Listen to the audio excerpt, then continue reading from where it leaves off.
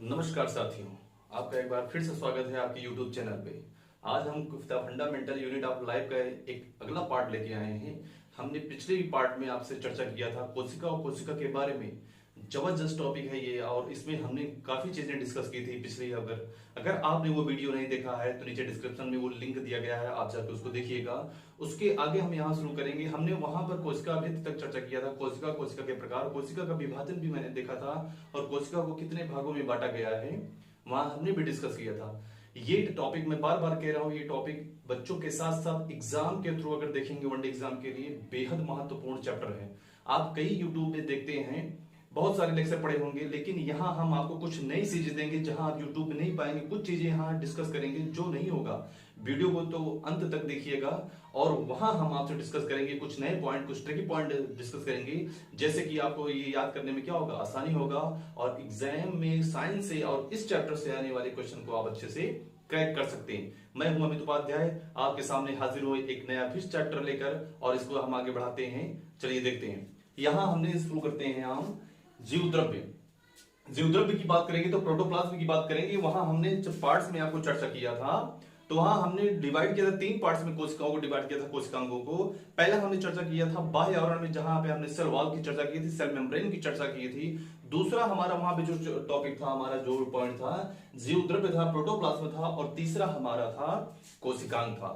कोशिकांग की बात करेंगे तो सेल ऑर्गेनल्स बात करेंगे, वो तो हम बाद में देखेंगे। यहाँ पहले प्रोटोप्लाज्म देखते हैं कि यहाँ से क्वेश्चन कैसे बन सकते हैं, संभवतः देखेंगे।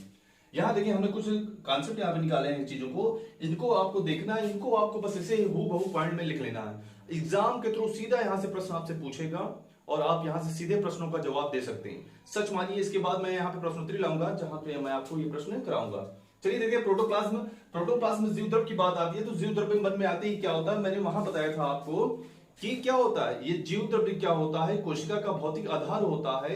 यहां भौतिक आधार से मतलब है कि सभी प्रक्रियाएं जो होती हैं कोशिका की, हम कह सकते हैं कोशिका के अंदर जितने भी कार्य संचालित होते हैं वो सभी कहां होते हैं, वो सभी यहां पे होंगे, जीव द्रव्य में होते हैं। तो हम ये कह सकते हैं कि जितने भी कार्य संचालित होंगे तो कार्य का अगर हमारा बात करेंगे, जो हमारा मेन अड्डा होगा कहां होगा, जीव द्रव्य होगा, इसलिए इसे भौतिक आधार कहा जाता है। इसके निर्माण की बात करेंगे तो कार्बनिक अकार्बनिक पदार्थों से भी ये निर्मित होता है। लेकिन इसके प्रमुख हम कुछ पॉइंट यहाँ पे लिख दिए जो कभी कभी देखने को पूछा भी जा सकता है कि यहाँ पे देखेंगे तो क्या होता है, यहाँ पे 80% जल यहाँ पाया जाता है और 15% प्रोटीन और 3% आपका वसा और यहाँ पे 1% कार्बोहाइड्रेट वगैरह और वह खनिज लवण वगैरह इसमें पाए जाते हैं। इन सब चीजों से मिलकर हमारा क्या होता है, जीव द्रव्य का निर्माण होता है। अब जल की मात्रा है तो जाहिर सी बात है कि कैसा होगा, गाढ़ा तरल पदार्थ होगा, जैलीनुमा होगा, गाढ़ा तरल पदार्थ होगा। आप जानते हैं जैलीनुमा मतलब क्या हो सकता है, जैसे आप ग्लिसरीन वगैरह देखते हैं गाढ़े तरल में, वैसे ही आपको क्या मिलेगा, ये ऐसे ही जीव द्रव्य होता है।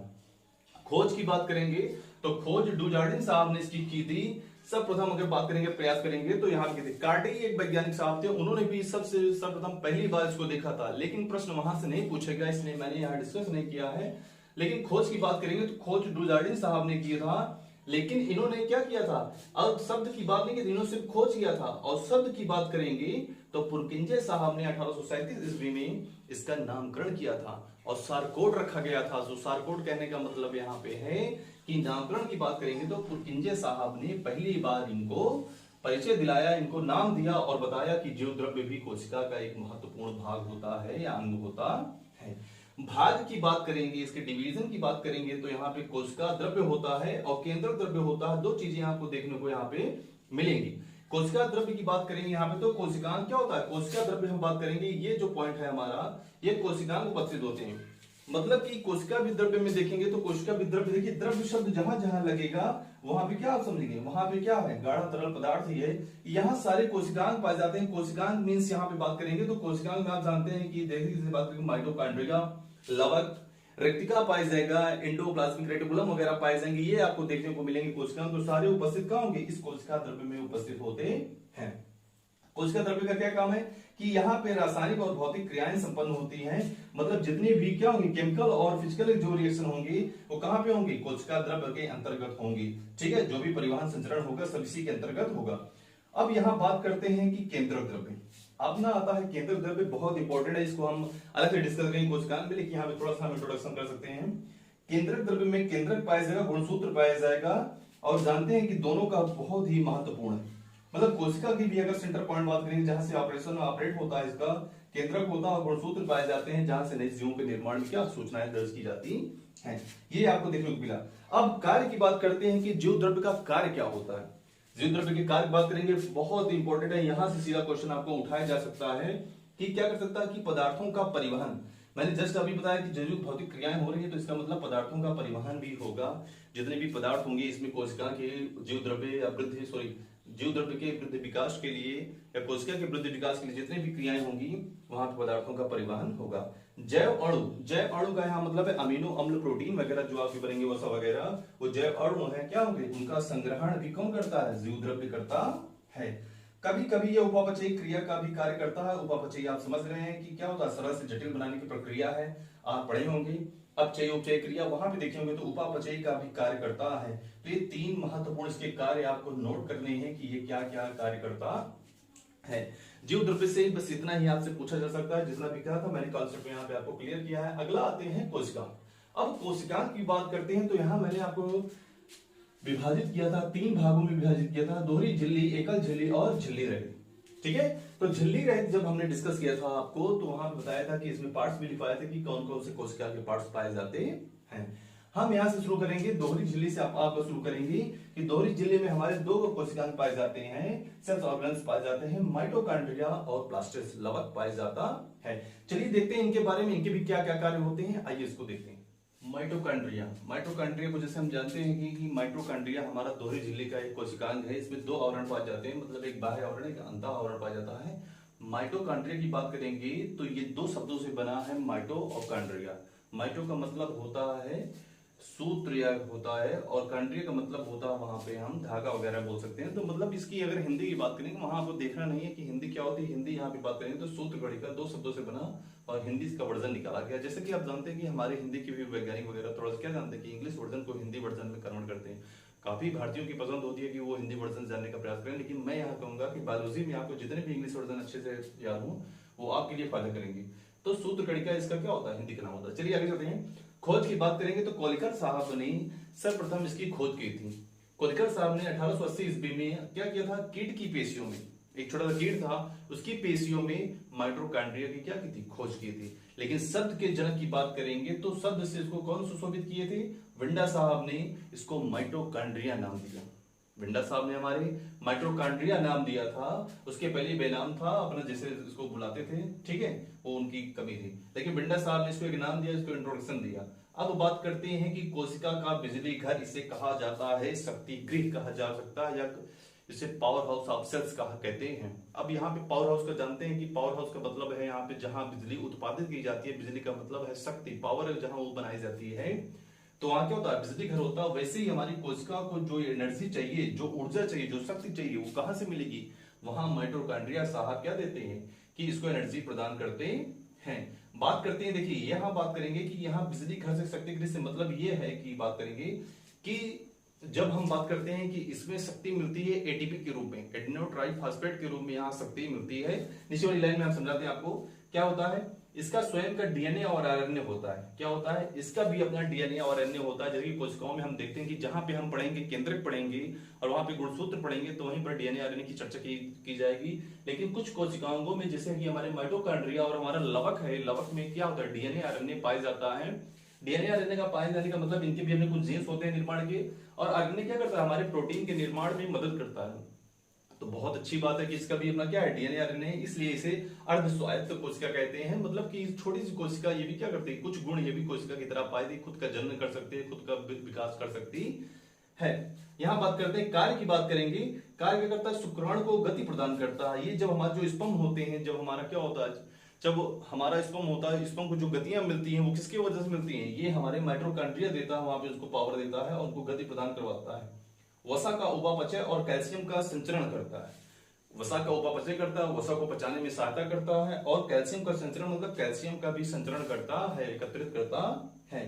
श्वसन क्रिया, देखिए श्वसन क्रिया में जब हम श्वसन क्रिया करते हैं तो उस क्रिया के दौरान माइटोकॉन्ड्रिया में जब हमारा ऑक्सीजन और CO2 से दौर गुजरता है श्वसन क्रिया में, तो माइटोकॉन्ड्रिया एडीपी को एटीपी में क्या कर देता है, कन्वर्ट कर देता है। हम बात करेंगे कि क्या करते हैं, श्वसन क्रिया में एटीपी एटीपी को कन्वर्ट कर देता है, और ये एटीपी क्या होता है, इसी एटीपी को अगर हम बात करेंगे तो यहां बात कर देंगे, इसी एटीपी को क्या कहा जाता है, इसी एटीपी को एनर्जी कॉइन कहा जाता है।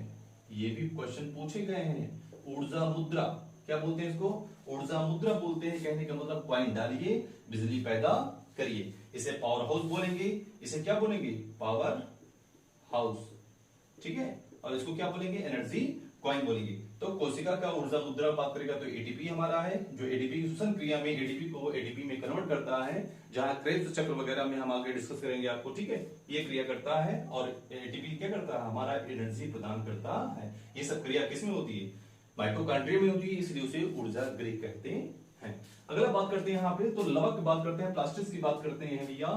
तो लवक की बात करेंगे तो यहाँ खोज जो किया था हेकल ने किया था 1885 ईस्वी में। हेकल साहब ने किया कि लवक की खोज की थी। शब्द की बात करेंगे, फिर यहाँ पे देखेंगे शब्द, देखिए खोज कोई और कर रहा है, शब्द कोई और दे रहा है। तो यहाँ लगभग हमें हर चीज में हमें लगभग 2 वैज्ञानिकों को याद करना होगा, कि क्वेश्चन भी अलग अलग ही पूछता है, कंफ्यूज कभी नहीं होना। जब खोज पूछेगा तो अलग, जब शब्द पूछेगा तो अलग आपको देखना है। पादप जगत में उपस्थित, अगर ये बात करेंगे तो जो लवक हमारा होता है वो जंतु कोशिकाओं में नहीं पाया जाएगा, वो पादप कोशिकाओं में पाया जाता है। कुछ चीजों में छोड़कर बात करेंगे, शैवाल कवक वगैरह में छोड़कर बात करेंगे तो ये सारे पादप जगत में पाया जाता है। बात करते हैं कि इसके भाग की, अगर इसके भाग की बात करते हैं तो भाग में हम देखेंगे इसके 3 भाग होते हैं। 3 भाग होने का मतलब इसको 3 भागों में बांटा जाता है, हरित लवक, वर्णी लवक, अवर्णी लवक, ठीक है। क्लोरोप्लास्ट, क्रोमोप्लास्ट और आपका देखेंगे लास्ट वाला अवर्णी लवक है। तो यहाँ पे देखेंगे क्लोरोप्लास्ट आपका देखेंगे तो ये हरित लवक क्या है, ये हरे रंग का कारण है। जो हमारे पौधों में, हमारे पेड़ों में, हमारे पादप जगत में जो हरे रंग का कारण होता है वो क्या होता है, वो हरे रंग का कारण हमारा हरित लवक होता है। यहां बात करेंगे जब हरित लवक होता है तो ये बात करेंगे, ये हरित लवक क्या होता है, इसी से हमारा जो प्रकाश संश्लेषण की क्रिया होती है, फोटोसिंथेसिस की बात होती है।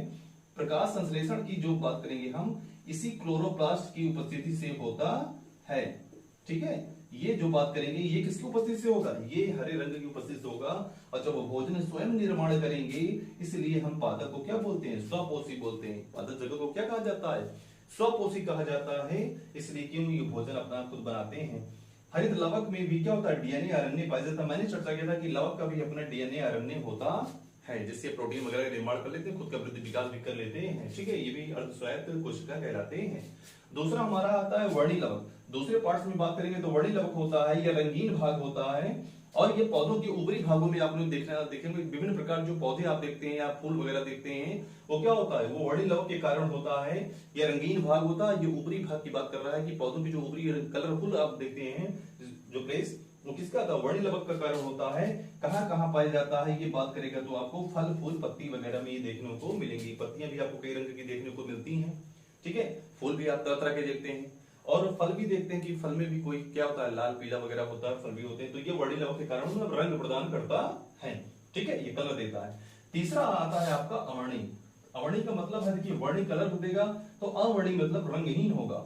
ये रंगहीन है, अंधकार भाग में पाया जाता है। अंधकार पाए जाने का मतलब है, अगर यहाँ पे आपको दिख रहा होगा तो यहाँ बात करेंगे तो ये पौधों की बात करेंगे, यहाँ पौधों की बात करेंगे, ठीक है।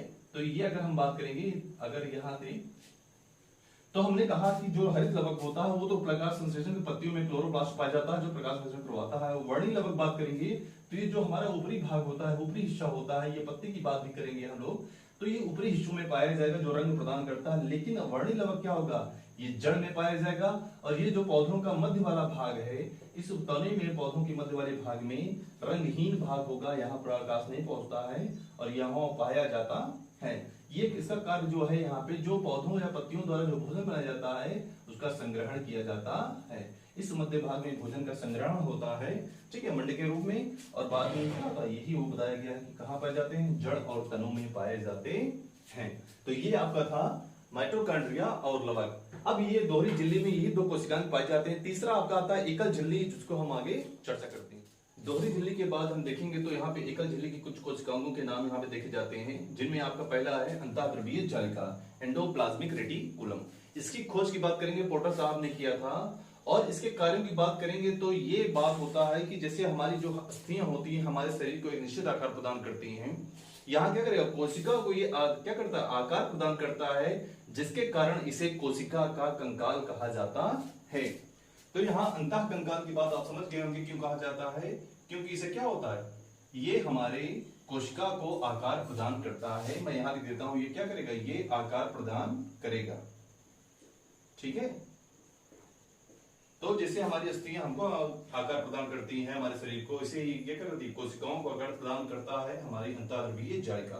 ये दो प्रकार की होती है, एक खुरदरी होती है, एक रफ होती है, एक चिकनी होती है, जिसको स्मूथ कहा जाता है। दो भागों में बांटते हैं। राइबोसोम की उपस्थिति में ये खुरदरी होती है, जिसमें क्या होता है, राइबोसोम क्या होते हैं, ऊपरी भाग में उपस्थित होंगे, जो खुरदरी इसकी सतह दिखेगी। तो ये राइबोसोम के उपस्थित कारण होता है। कारण को जब राइबोसोम होगा तो प्रोटीन क्या होगा, प्रोटीन निर्माण में सहायता करेगी, या हम कह सकते हैं प्रोटीन संश्लेषण में मदद करती है। कौन, हमारी रफ एंडोप्लाज्मिक रेटिकुलम। ठीक है, दूसरा हमारा होता है स्मूथ होता है, जो चिकनी होती है, वहां राइबोसोम की उपस्थिति नहीं होगी, वहां राइबोसोम नहीं पाए जाते हैं। राइबोसोम नहीं पाया जाएगा तो वो कैसी होगी, चिकनी होगी। और चिकनी मतलब यहाँ कार्य क्या होगा, यहाँ वसा का संश्लेषण होता है। तो जहां क्या हो जाएगा, हमारी राइबोसोम होगी वहां प्रोटीन का संश्लेषण होगा, जहां चिकनी होगी वहां वसा का संश्लेषण होगा। ठीक है, दूसरे कोशिकाओं की बात करते हैं तो हमारा गाल्जी का आता है, गॉल्जी बॉडी आता है। कैमलो गाल्जी साहब ने 1898 में इसकी खोज की थी और इन्हीं के नाम पर गाल्जी कॉय, गाल्जी बॉडी रखा गया। ये क्या करता है, ये हमारे परिवहन में कोशिकीय पदार्थों का परिवहन करता है। मतलब ये कह सकते हैं कि ये यातायात प्रबंधक का कार्य करता है। मतलब हमारी कोशिकाओं में जितने भी परिवहन एक स्थान से, जितने भी पदार्थ एक स्थान से दूसरे स्थान पर परिवहन करते हैं, गति करते हैं, उन सभी का प्रबंधक कौन होता है, गाल्जी काय करता है। इसलिए इसे क्या करते हैं, यातायात प्रबंधक कहते हैं। कोशिका का यातायात प्रबंधक कहलाता है, ट्रैफिक पुलिस कहलाता है। ठीक है, अब अगर बात करेंगे यही जो कार्य क्या होगा, ये जंतु क्या होगा, जंतु कोशिकाओं में पाया जाता है। इसी गाल्जी काय को जब पादप कोशिकाओं में पाया जाता है तो उसको डिक्टियोसोम के रूप में कहा जाता है। कहा जाता है कि जंतु कोशिका में गाल्जी काय सिर्फ केवल एक होता है, लेकिन हमारी पादप कोशिकाओं में क्या होता है, यही गाल्जी काय कई परतों में पाई जा सकती है, जिसको डिक्टियोसोम्स कहा जाता है। इसको आप नोट कर लीजिएगा, मैंने यहाँ इंपॉर्टेंट लिख दिया क्योंकि पूछता है क्वेश्चन में, पूछे गए प्रश्न। ठीक है, यहाँ चलते हैं आगे, बात करते हैं अगले कोशिकाओं की बात करते हैं, लयन काय, लाइसोसोम की बात करते हैं। यहाँ बात करेंगे तो उसकी खोज डी डुबे ने की थी। डी डुबे साहब ने 1955 में इसके बारे में बताया था। इसमें एक जल अपघटनी एंजाइम्स होता है। अब इसकी बात समझेंगे, जल अपघटनी एंजाइम्स का मतलब ये होता है कि अगर कोशिका में कोई हानिकारक पदार्थ या कोई तत्व आ रहा है, या बैक्टीरिया, हानिकारक बैक्टीरिया वगैरह आ रहे हैं, तो क्या करता है, लयन काय उनको खाकर क्या करता है, उनको खाकर इस जल अपघटनी एंजाइम का श्रावण करके उनको खत्म कर देता है, समाप्त कर देता है। यही कारण है कि इसे कोशिका की आत्मघाती थैली कहा जा सकता है। कारण है कि जब ये क्या, तो कोशिका को हानि पहुंचने वाली होती है तो ये सुसाइड कर लेती हैं और सभी हानिकारक क्या करती हैं, तत्वों को, पदार्थों को, बैक्टीरिया वगैरह जीवाणुओं को नष्ट कर देती हैं और कोशिका को मरने से बचा देती हैं। या कोई और हानिकारक कोशिकांग होता है जिसको भी बचाने के लिए क्या करती है, पाचन कर जाती है। कार्य की अगर हम बात करेंगे, यहाँ पे कार्य की समसूत्री विभाजन को प्रेरित करती हैं, उसी में भाग लेती हैं। समसूत्री विभाजन आप जब पढ़ेंगे, मैं पढ़ाऊंगा, अलग से चर्चा करूंगा। तो वहां क्या होता है, वहां ये क्या करती हैं, भाग लेती हैं हमारी लयन काय। दूसरा अगर बात करेंगे तो वसा प्रोटीन का पाचन भी करती हैं, उनका पाचन कर ऊर्जा प्रदान करती हैं, और ऊर्जा का उपयोग आप जानते हैं कि कई प्रयोगों में कर लिया जाता है। तीसरा है ये मृत कोशिकांगों का भी पाचन करती है। मैंने यहाँ बता दिया कि कोई भी हानिकारक पदार्थ होगा उसको ये पाचन करके समाप्त कर देती है। अगर अगला हम बात करेंगे, ये हमारा चौथा बात करेंगे यहाँ पे, तो राजधानी होता है, वैक्यूल्स होता है, एकल झिल्ली का आवरण की जब बात करेंगे राजधानी होती है।